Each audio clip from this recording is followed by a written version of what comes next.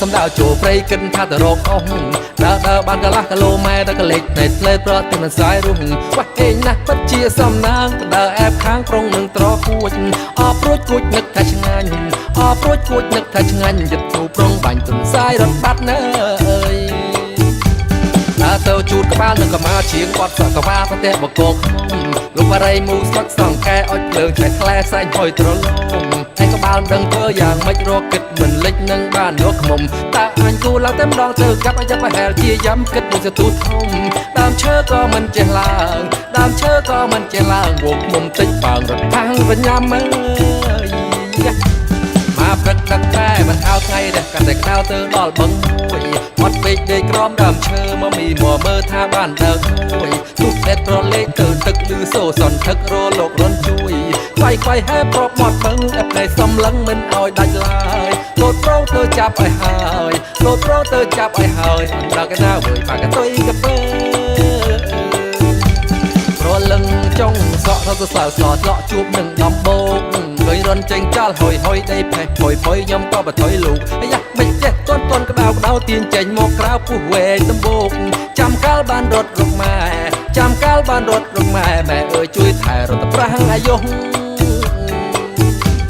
រសៀជាជ្រេទៅហើយគិតថាត្រឡប់ក្រោយទៅរកលំនៅឋានមកជួបនឹងវងសត្រេទៅពីថ្មីគ្មានអ្វីប្រៀបបានគិតថាងាយនេះឆ្ងាញ់មកប្រពន្ធកូនធ្លាប់អត់នឹងបានហូបមិនខានទីពេញវិញបេះពួយសន្តិកទៅយកត្រាំទឹកធ្វើម្ហូបហូបបានយកមកបងស្លភ្លាមយកមកបងស្លភ្លាមមកហើយមិនតាន់ធ្វើពេញតែផ្ទះនៅ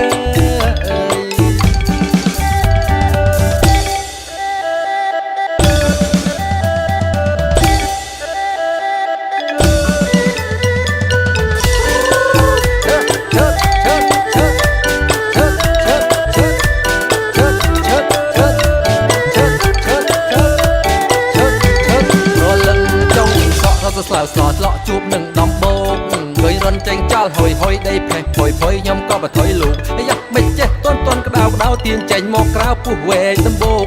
ចាំកាលបានរត់រកម៉ែចាំកាលបានរត់រកម៉ែម៉ែអើយជួយថែរត់ប្រាំងអាយុរសៀជាជ្រេទៅហើយគិតថាត្រឡប់ក្រោយទៅរកលំនៅឋានមកជួបនឹងវងសត្រេទៅពីថ្មីគ្មានអ្វីប្រៀបបានគិតថាងាយនេះឆ្ងាញ់មកប្រពន្ធកូនធ្លាប់អត់នឹងបានហូបមិនខានទីពេញវិញបេះពួយសន្តិកទៅយកត្រាំទឹកធ្វើម្ហូបហូបបានយកមកបងស្លភ្លាមយកមកបងស្លភ្លាមមកហើយមិនតាន់ធ្វើពេញតែផ្ទះនៅ